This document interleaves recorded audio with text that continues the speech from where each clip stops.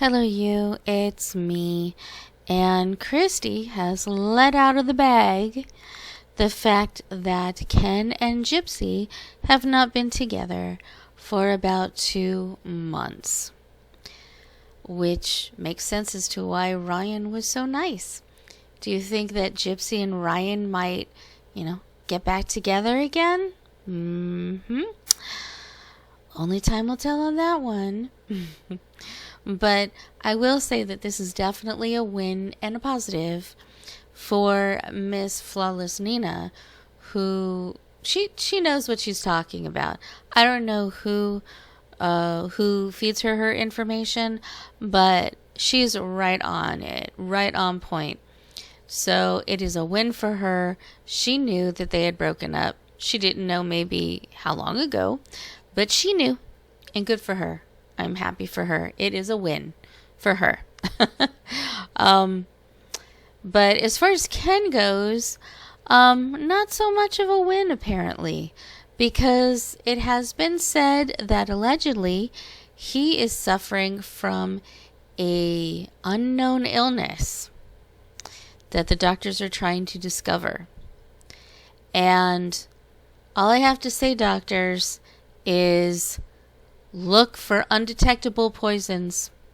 See if you can detect them. If you know what you're looking for, you'll find it.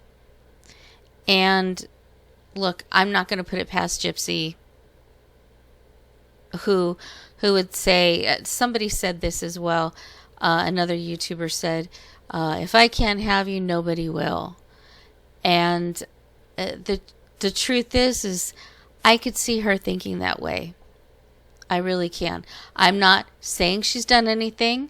This is all just my thoughts and my opinions. There's nothing confirming this.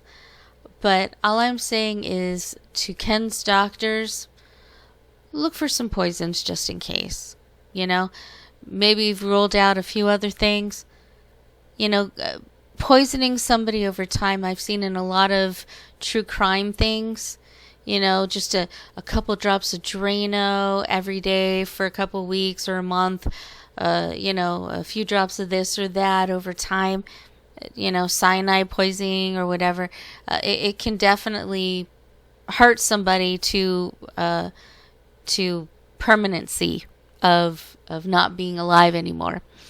So I hope that they are looking into those things as well.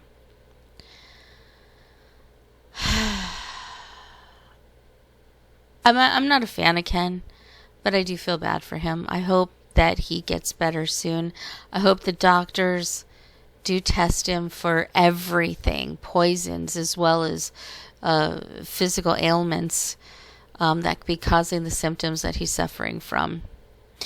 But and wherever it goes, it doesn't really matter, except that I hope that he does get better. But it's hard not to look at Gypsy immediately because of her history. And that's not to be mean, that's just factual. I've been looking more into the microdeletion thing that she was diagnosed with, but she refuses to talk about. And it's very interesting because there's a lot of symptoms that go along with it. And some of the things are behavioral issues. And if behavioral issues go unchecked, they can get worse and worse and worse. Also, there is a mental... A lack of comprehension, mental delays, I guess that's the best way to put it. And it would explain why Gypsy is still acting like a teenager, still has the mentality of a teenager. She changes her mind, flips around, does these things, and those are all also symptoms of the microdeletion that she has been diagnosed with but won't talk about. At least that's my understanding, is that she was diagnosed, but she refuses to talk about it. But the thing about it is, and many people have mentioned this before, but the surgeries on her eyes, the surgery, the feeding tube, all that can be explained by this microdeletion syndrome.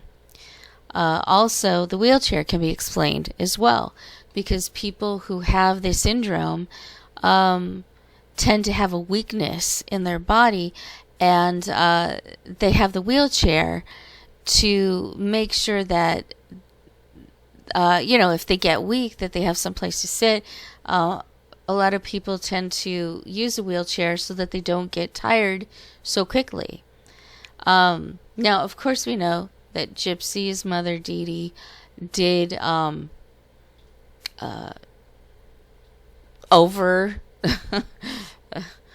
well, she lied. That's what she did. She lied about all the ailments that Gypsy had. But more and more I see the surgeries that she had done, and a lot of the personality traits that she has can be relatable to the microdeletion syndrome that she has. So it all kind of comes together.